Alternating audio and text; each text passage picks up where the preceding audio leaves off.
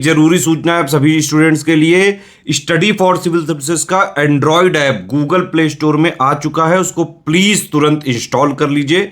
और अगर आप स्टडी फॉर सिविल सर्विसेज के सिर्फ ऐप से कोई भी कोर्स, कोई भी पीडीएफ परचेस करते हैं तो उसमें अप्लाई कूपन, अगर आप ज्ञान सर जो है आप उसमें अप्लाई करते हैं, ये कूपन कोड है, तो उसमें 20% फीस तुरंत माफ हो जाएगी। मतलब 20% डिस्काउंट तुरंत उसमें लग जाएगा। ज्ञान सर लिखना है, नॉर्मली ज्ञान सर, स्मॉल लेटर में है सब कुछ, कोई स्पेस नहीं, कोई कॉलम नहीं, सिर्फ ज्ञान सर, GYANSIR। इस तरह से अगर कूपन कोड लगाते हैं आप ऐप में बाई करने से पहले, जो अप्लाई कूपन वाले में आता है, तो 20% का डिस्काउंट तुरंत मिलेगा। वीडियो देखिए। Hello friends, welcome back to our YouTube channel UPPSS best online coaching. उम्मीद है कि आप स्वस्थ होंगे और बेहतर पढ़ाई कर रहे होंगे। तो आज की इस वीडियो में हम लोग यूपीपीएसएस प्री 2024 के लिए हिस्ट्री के टॉप 500 क्वेश्चन के डे सेकंड का डिस्कशन करेंगे। इसमें हम लोग प्रश्न संख्या 16 से आगे बढ़ेंगे। इससे पहले की क्लास में हम लोगों ने 15 तक के क्वेश्चन का डिस्कशन किया था। तो चलिए स्टार्ट करते हैं। देखिए यहाँ पर प्रश्न संख्या 16 दिया है, निम्नलिखित कथनों पर विचार कीजिए। यहाँ पर कुछ कथन दिए गए और बाद में आपको बताना है कि इसमें से कौन सा कथन सही है। तो पहला कथन यहाँ पर दिया है, Lord William Bentinck governor general थे जब डॉक्ट्रिन ऑफ लैप्स को स्पष्ट किया गया था। देखिए डॉक्ट्रिन ऑफ लैप्स की अगर बात करेंगे तो इसका जुड़ाव जो है भारत में, ये लॉर्ड डलहौजी के नाम से जुड़ा हुआ है। लॉर्ड डलहौजी मतलब राज्य हड़प नीति या इसको व्यापक सिद्धांत भी कहते हैं। भारत में इसे लागू करने का श्रेय दिया जाता है डलहौजी को। अब देखिए ऐसा नहीं कि ये इसको पूरी तरीके से डलहौजी ने लागू किया था, डलहौजी के पहले भी ये चल रहा था, है ना, लेकिन ये उतने बड़े स्तर पर नहीं चल रहा था। डलहौजी ने इसका बहुत बड़े स्तर पर और व्यापक पैमाने पर प्रयोग किया था। तो अगर कभी ऐसा क्वेश्चन बनता है कि राज्य हड़प नीति या फिर व्यापक सिद्धांत किसने लागू किया था, तो लागू तो किया था डलहौजी ने, है ना, भारत में, लेकिन इससे पहले भी ये चल रहा था। तो इसका जो स्पष्टीकरण किया गया था ये विलियम बेंटिक के समय में किया गया था। पहला पॉइंट बिल्कुल सही है। ठीक, दूसरा पॉइंट है, सगौली की संधि एंग्लो नेपाली युद्ध के बाद की गई थी। तो सगौली या फिर इसको सुगौली की संधि भी कहा जाता है, ये एंग्लो नेपाली युद्ध के बाद में किया गया था। ये भी तथ्य बिल्कुल सही है, सुगौली की संधि 1816 में किया गया था। इसको भी आपको याद रखना चाहिए। आगे यहाँ पर दिया गया, ब्रिटिश भारत में मतलब ब्रिटिश भारत में वर्मा का विलय 1885 में हुआ था। देखिए वर्मा की बात करेंगे तो वर्मा प्रारंभ में 19वीं शताब्दी के प्रारंभ में एक स्वतंत्र राष्ट्र था। फिर इसके बाद क्या होता है कि 3 एंग्लो वर्मिस युद्ध होते हैं। अब 3 एंग्लो वर्मिस की युद्ध के बाद 1885 में वर्मा को ब्रिटिश भारत में शामिल कर लिया जाता है। ये तथ्य भी बिल्कुल सही है। तो इस प्रश्न का उत्तर बन जाएगा, तीनों सही है। तो इसका सही उत्तर होगा विकल्प डी, उपरोक्त सभी सही है। अब देखिए यहाँ पर डॉक्ट्रिन ऑफ लैप्स की बात करेंगे तो इसमें आपको याद रखना चाहिए कि डॉक्ट्रिन ऑफ लैप्स के तहत सबसे पहले भारत में शामिल होने वाला जो स्टेट था या फिर जो मतलब जो भी क्षेत्र बना था वो सतारा रहा था। इसको भी याद रखिएगा, सतारा, है ना, सबसे पहले इसी को शामिल किया गया था। चलिए अब आगे बढ़ते हैं अगले प्रश्न पर। अगला प्रश्न यहाँ पर क्या है, प्रश्न संख्या 17 यहाँ पर दिया है। अब देखिए इन घटनाओं को वहां होने के क्रम में आपको क्या करना है, बढ़ते क्रम में व्यवस्थित करना है। मतलब सबसे पहले पहले को लगाना है, फिर दूसरे को, मतलब जो भी सबसे पहले हुआ था उसे लगाना है। तो देखिए यहाँ पे दिया गया पहला एंग्लो वर्मी युद्ध, फिर दिया एंग्लो अफगान युद्ध, एंग्लो नेपाली युद्ध, गंडमक की संधि और डूरंड समझौता। तो इन सब में इस क्वेश्चन को हल करने का सबसे सही तरीका क्या है कि आपको इन सब के बारे में क्रम से पता होना चाहिए। तो यहाँ पे हम लोग बात करते हैं एंग्लो वर्मी युद्ध के बारे में, है ना, जो वर्मा के लिए किया गया था। तो एंग्लो वर्मी युद्ध में 3 एंग्लो वर्मी युद्ध हुआ था, है ना, 3 एंग्लो वर्मी युद्ध हुआ था। इसमें जो प्रथम एंग्लो वर्मी युद्ध था ये 1824 से लेकर के 1826 तक चला था। इसके बाद जो द्वितीय एंग्लो वर्मी युद्ध था ये 1852 से लेकर के 53 के बीच चला था। 1852 से 53 के बीच, इसके बीच में इतना लंबा गैप क्यों है, हम लोग इसको डिटेल में समझेंगे जब ये क्लास किया जाएगा तब। इसके बाद अगर तीसरे की बात करेंगे तो तीसरा एंग्लो वर्मी युद्ध हुआ था 1885 के आसपास। ठीक, अब एंग्लो अफगान युद्ध की बात करेंगे तो 3 एंग्लो अफगान युद्ध भी हुए। एंग्लो अफगान युद्ध की बात किया जाएगा तो 3 हुए, है ना। पहला एंग्लो अफगान युद्ध 1839 से लेकर के 42 तक चला था, ये आपको याद रखना चाहिए। दूसरे एंग्लो अफगान युद्ध की बात करेंगे तो 1878 से लेकर के 1880 के बीच में चला था। और तीसरे एंग्लो अफगान युद्ध की बात करेंगे तो 1919 के में हुआ था। ठीक, अब इसके बाद देखिएगा यहाँ पर बात करेंगे एंग्लो अफगानी युद्ध। तो एंग्लो अफगानी युद्ध जिसे गोरखा युद्ध भी कहा जाता है, ये 1814 से लेकर के 1816 के बीच में चला था। अभी जस्ट पीछे हम लोगों ने बात किया था कि जो सुगौली की संधि थी इसके तहत ये युद्ध समाप्त हुआ था। अब यहाँ पर बात करेंगे गंडमक की संधि। तो गंडमक की संधि का क्या संदर्भ है, ये किया गया था जो द्वितीय एंग्लो अफगान युद्ध यहाँ पे चल रहा है ना, इसके तहत 1879 में किया गया था गंडमक की संधि, तो इसको भी आपको याद रखना चाहिए। इसके बाद यहाँ पर दिया डूरंट समझौता, तो डूरंट समझौता ये किया गया था 1893 ईस्वी में। तो यहाँ पे सबका कालक्रम आपको पता चल चुका है कि कौन सी घटना किस समय हुई थी। अब देखिए जब सब कुछ पता चल गया तो इसमें आपको बढ़ते क्रम में लगाना है। तो सबसे पहले इसमें देखिए क्या हो रहा है ना, अगर समय के हिसाब से देखा जाएगा तो सबसे पहले इसमें हो रहा है एंग्लो अफगानी युद्ध, है ना। यहाँ पर देखिए अगर देखेंगे तो सबसे पहले एंग्लो अफगानी युद्ध हो रहा है। तो जब एंग्लो अफगानी युद्ध सबसे पहले हो रहा है ना, नहीं नहीं नहीं क्या मैं बोल रहा हूँ, एंग्लो नेपाली युद्धों का, है ना। देखिए यहाँ पे एंग्लो नेपाली ये 1814 से लेकर 1816 के बीच में हो रहा है। तो सबसे पहले हो रहा है एंग्लो अफगानी युद्ध। तो यहाँ पर जो विकल्प सी होगा, यहाँ से उत्तर की शुरुआत मिलेगी। तो विकल्प सी से जब उत्तर की शुरुआत मिलेगी तो यहाँ पे देखिए विकल्प बी और विकल्प डी ये इलिमिनेट हो जाएंगे, क्योंकि यहाँ पे एंग्लो नेपाली युद्ध सबसे पहले हो रहा है। अब एंग्लो नेपाली युद्ध के बाद अगर आप कालक्रम में आगे बढ़ेंगे तो आपको देखने के लिए मिलेगा कि इसके बाद क्या हो रहा है कि पहला एंग्लो वर्मी युद्ध हो रहा है। देखिए 14 से 16 के बाद 24 में सबसे पहले यही घटना मिल रही। तो यहाँ पर इसका जो सही उत्तर होगा विकल्प सी इसका सही उत्तर बनेगा। ठीक, देखिए इसके बाद इसमें जितने भी टर्म्स हैं आप इसको क्रम में व्यवस्थित कर लेंगे कि लास्ट में देखिए डूरंट समझौता यहाँ पे लिखा गया। तो ये डूरंट समझौता कब हो रहा है, 1893 में हो रहा है। इससे पहले ही हो रहा है एंग्लो वर्मी युद्ध। चलिए अब आगे बढ़ते हैं अगले प्रश्न की ओर। देखिए अगला प्रश्न यहाँ पर क्या है, प्रश्न संख्या 18 में क्या दिया गया, निम्नलिखित कथनों पर विचार करें। अब यहाँ पर कुछ कथन दिए गए और अंत में फिर क्या पूछा जा रहा है कि आपको ये बताना है कि हम किस इवेंट के बारे में बात कर रहे हैं। देखिए पहला दिया वजीर अली खान अंग्रेजों की मदद से सितंबर 1797 में गद्दी पर आसीन हुए। ठीक, वजीर अली खान की बात करेंगे तो ये अवध के चौथे नवाब थे। ठीक, अवध के चौथे नवाब थे। तो अंग्रेजों की सहायता से 1797 में गद्दी पर आसीन हुए थे। ये बिल्कुल सही तथ्य यहाँ पर दिया है। हालांकि जनवरी 1799 में उन्हें एक ब्रिटिश निवासी जॉर्ज फ्रेडरिक चेरी ने की हत्या कर दी। देखिए इन्होंने क्या किया था, 1799 में फ्रेडरिक चेरी की हत्या की थी। ये भी बिल्कुल सही तथ्य। ये कहानी क्या है, अभी कहानी की चर्चा हम लोग आगे करते हैं, है ना। आर्थर वेलेस्ली ने वजीर अली को प्रत्यर्पित करने के लिए जयपुर के राजा से अनुरोध किया। यह भी बिल्कुल सही तथ्य है। अब पूरी कहानी को समझते हैं। देखिए कहानी क्या हुआ था कि ये अवध के नवाब थे, चौथे नवाब थे वजीर अली खान, है ना। ये अंग्रेजों की मदद से 1799 में गद्दी पर बैठते हैं। लेकिन फिर ये क्या करते हैं कि मतलब इनके जो कार्य थे उनसे अंग्रेज खुश नहीं होते। तो फिर 1799 देखिए इसके पहले क्या होता है ना, मतलब जब ये इनके मतलब काम से अंग्रेज खुश नहीं होते तो क्या इनकी जगह पे ना इनको हटाते और इनके चाचा होते सादत अली खान, है ना, सादत अली खान जूती, है ना। तो सादत अली खान जूती क्या करते होते हैं, अंग्रेज उनको गद्दी पर बैठा देते हैं और वजीर अली खान को पेंशन पर भेज देते हैं बनारस, मतलब बनारस इनको निर्वासित कर दिया जाता है। फिर यहाँ पे क्या होता है कि एक जो ब्रिटिश रहता है फ्रेडरिक, है ना, इन पर ये हमला करते हैं और फ्रेडरिक चेरी की हत्या कर देते हैं। और हत्या करने के बाद क्या होते हैं, वहां से मतलब और भी 2 यूरोपीय होते हैं, मतलब मजिस्ट्रेट रहता है, उसके ऊपर ये हमला करते हैं। और इस जो ये मतलब चेरी के ऊपर हमला कर रहे हैं बनारस में, इसको बनारस नरसंहार के रूप में जाना जाता है। फिर इसके बाद क्या होता है कि यहाँ से भागकर चले आते हैं जयपुर, है ना, और जयपुर के जो राजा होते हैं वहाँ उनके यहाँ ये शरण लेते हैं, है ना, मतलब जो शासक रहते हैं। फिर बाद में क्या होता है कि जो अंग्रेज रहता है वेलेस्ली, है ना, ये क्या करता है कि जयपुर के जो शासक होते हैं इनसे अनुरोध करते हैं कि इन्हें मतलब वापस कर दिया जाए अंग्रेजों को।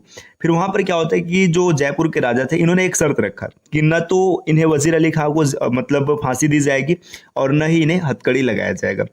तो फिर वो मान जाते हैं अंग्रेज। फिर इसके बाद क्या होता है कि जब ये मान जाते हैं तो मतलब ये इनको सौंप देते हैं और फिर बाद में इन्हें कलकत्ता में कारावास दिया जाता है। तो ये तीनों तथ्य यहाँ पर सही है।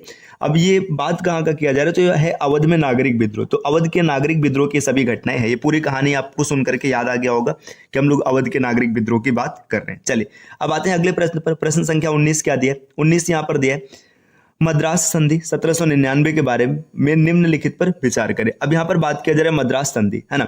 तो मद्रास संधि में देखिए आपको पूछा क्या जा रहा है, लास्ट में पूछा जा रहा है कि नीचे दिए गए कोड का उपयोग करके सही उत्तर आपको चुनना है और आपको बताना है कि कौन कौन सा तथ्य गलत है। यहाँ पे सही की बात नहीं किया जा रहा है, आपको बताना है कौन सा तथ्य गलत है। तो मद्रास संधि 1769 के देखिए यहाँ पे दिया, यह मैसूर और ब्रिटिश ईस्ट इंडिया कंपनी के बीच में हस्ताक्षर किया गया था। तो मद्रास संधि की बात करेंगे तो देखिए जब प्रथम मतलब एंग्लो मैसूर युद्ध होता है तो उसके बाद मद्रास संधि को साइन किया जाता है। तो ये देखिए यहाँ पर आपको गलत बताना है, तो ये तो सही तथ्य है ना, तो ये सही तथ्य है। देखिए आगे दिया अंग्रेजों द्वारा हस्ताक्षर किए गए साम्राज्य के विनाश के लिए संधि की अनुमति। तो देखिए यहाँ पे ये गलत तथ्य है ना। फिर आगे क्या दिया, इसे प्रथम कर्नाटक युद्ध का अंत किया गया। देखिए ये प्रथम कर्नाटक युद्ध जो है ये किया गया था एला सापल के तहत, तो इसके तहत नहीं किया गया, तो ये भी गलत हो जाएगा। इसके बाद आगे है उपरोक्त में से कौन सा कथन गलत है। देखिए दूसरा और तीसरा यहाँ पर गलत है, तो इसका जो सही उत्तर बनेगा विकल्प बी हो जाएगा। नेक्स्ट आते हैं अगले प्रश्न पर। देखिए अगला प्रश्न यहाँ पर क्या है, प्रश्न संख्या 20। अब प्रश्न संख्या 20 में दिया है, निम्नलिखित में से कौन प्लासी की लड़ाई का कारण नहीं था। अब बात आपको ये बताना है कि कौन कौन ऐसा है जो प्लासी की लड़ाई का कारण नहीं है। तो पहला पॉइंट यहाँ पर दिया, बंगाल के सिंहासन पर मेहरुनिसा के दावे के लिए ब्रिटिश समर्थन। तो देखिए जो बंगाल का सिंहासन होता है वहां पे मेहरुनिसा का दावा आता है, तो इसके लिए मतलब ये ब्रिटिश क्या करते हैं, इसका समर्थन करते हैं। तो ये तब उस समय का कारण था, है ना। आपसे पूछा गया कौन सा कारण नहीं था, तो ये तो भाई इसका उत्तर नहीं बन सकता। आगे फोर्ट विलियम की किलेबंदी और किले की दीवारों पर बढ़ती बंदूकें। देखिए फोर्ट विलियम की किलेबंदी की जाती है, तो उस समय वहां का जो बंगाल का नवाब था सिराजुद्दौला, है ना, अली वर्दी खां का नाती, वो इसका विरोध करता है ना। तो इसका विरोध करता है, तो ये भी एक कारण बना था। फिर आगे है पूरे बंगाल से कस्टम ड्यूटी का उन्मूलन, जिसके परिणाम स्वरूप अंग्रेजों के लिए राजस्व की हानि हुई। तो यहाँ पे कस्टम ड्यूटी का उस समय मतलब कोई लेना देना नहीं था। तो ये इस क्वेश्चन का सही उत्तर बन जाएगा विकल्प सी। चलिए अब आते हैं अगले प्रश्न पर। प्रश्न संख्या 21 को देखते हैं, 21 में क्या चर्चा किया गया। चलिए देखिए यहाँ पर प्रश्न संख्या 21 की ये देखिए, चलिए अब यहाँ पर है, निम्नलिखित में से कौन सही रूप से मेल खाता है। अब आपको 21 में ये बताना है कि कौन सा इसमें से विकल्प सही तरीके से मेल खाता है। तो देखते हैं कौन सा विकल्प सही तरीके से मेल खाता है। यहाँ पर देखिए जो जिक्र किया गया दिया गया प्रथम एंग्लो मैसूर युद्ध, ये मद्रास के संधि के तहत समाप्त हुआ था, ये बिल्कुल सही है, मेल खा रहा है ना। आगे प्रथम आंग्ल मराठा युद्ध, ये सालबाई की संधि के तहत समाप्त हुआ था, ये भी यहाँ पर मेल खा रहा है। आगे प्रथम आंग्ल सिख युद्ध, ये लाहौर के संधि के तहत समाप्त हुआ था, ये भी सही तरीके से मेल किया गया। आगे प्रथम कर्नाटक युद्ध, ये एला सापल की संधि के तहत यहाँ पर ये शांत होता है। तो इसमें जो चारों दिया गया, चारों एक दूसरे से सही मेल खाते हैं, तो इसका सही उत्तर हो जाएगा विकल्प डी। 1, 2, 3 और 4 सभी सही तरीके से मेल खाते हैं। चलिए आते हैं अगले प्रश्न पर। प्रश्न संख्या 22 में क्या दिया, निम्नलिखित को कालानुक्रम व्यवस्थित करें। अब आप इन सबको एक क्रम में आपको सेट करना है, मतलब सबसे पहले कौन हुआ था, उसके बाद कौन हुआ था, उसके बाद कौन हुआ था। तो इसमें देखिए अगर हम लोग देखेंगे तो सती प्रथा का उन्मूलन, सहायक गठबंधन का सिद्धांत, है ना, लाहौर की संधि और गुलामी का उन्मूलन। तो इसमें जो सती प्रथा का उन्मूलन हुआ था 1829 में हुआ था, है ना, 1829 में सती प्रथा का उन्मूलन हुआ था। इसके बाद हम लोग अगर देखेंगे सहायक गठबंधन का सिद्धांत, है ना, तो सहायक गठबंधन का सिद्धांत या फिर इसको सहायक संधि कहा जाए। देखिए सहायक संधि जुड़ा है लॉर्ड वेलेस्ली से, है ना, और लॉर्ड वेलेस्ली का जो मतलब ये सिद्धांत था ये लगभग 1798 के आसपास आया था, है ना, 1798 से लेके 1805 के बीच में चला था, है ना। इसके बाद देखिए लाहौर की संधि की अगर बात करेंगे तो लाहौर की संधि जो की गई थी ये 1846 में किया गया था, है ना। और लाहौर की संधि जो किया गया था ये मतलब ऐसे मान के चलेगा प्रथम सिख युद्ध जो था उसके बाद ये किया गया था, प्रथम सिख युद्ध के बाद किया गया था। अब गुलामी के उन्मूलन की बात करेंगे तो दास्ता को समाप्त किया गया था 1843 में किया गया था।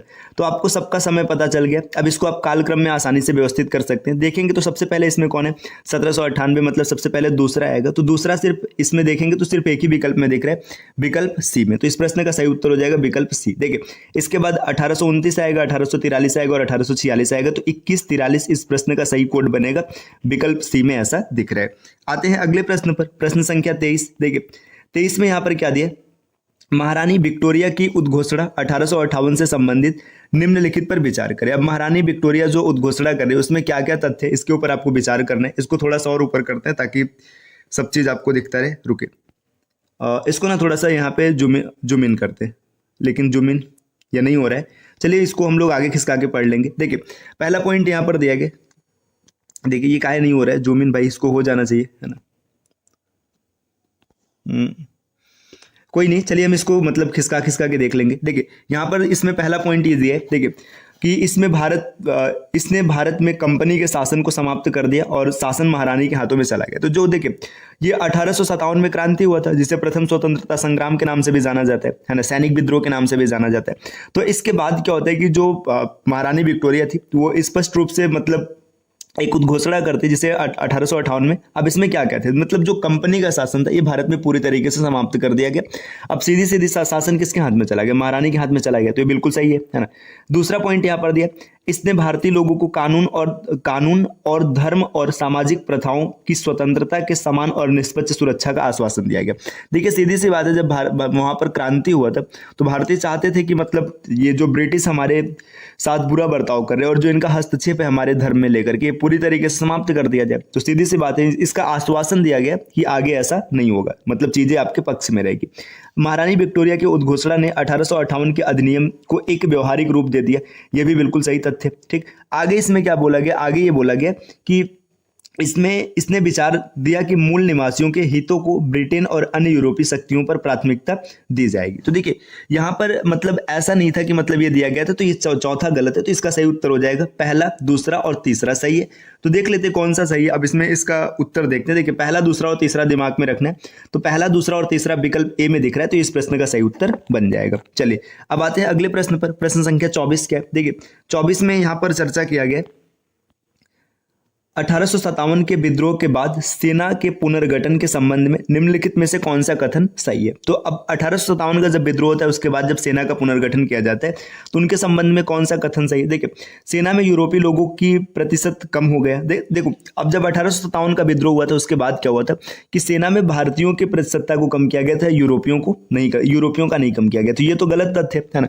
अब इसके बाद दूसरा यहाँ पर क्या दिया गया, सेना में विभिन्न समूहों के बीच विभाजन बनाने के लिए सिखों, गोरखाओं जैसी कुछ जातियों को गैर मार्शल घोषित किया गया था। यह भी गलत है, तो इसमें से कोई नहीं सही है। विकल्प डी इस प्रश्न का सही उत्तर बनेगा। अब आते हैं अगले प्रश्न पर। प्रश्न संख्या 25। देखिए 25 में क्या दिया गया। अब 25 की अगर बात करेंगे तो यहाँ पर दिया निम्नलिखित युद्ध में से कौन 1857 के विद्रोह के लिए प्रेरणा बन गया। देखिए 1857 का विद्रोह जो हुआ था इसके लिए कौन सा प्रेरणा बना था, तो अगर इसकी बात करेंगे, देखिए यहाँ पर फ्रांसीसी क्रांति की बात करेंगे तो ये तो हुआ था 1799 में, मतलब 1789 से लेकर 99 के बीच में चला था, तो ये बहुत पहले का, तो ये तो नहीं होगा, है ना।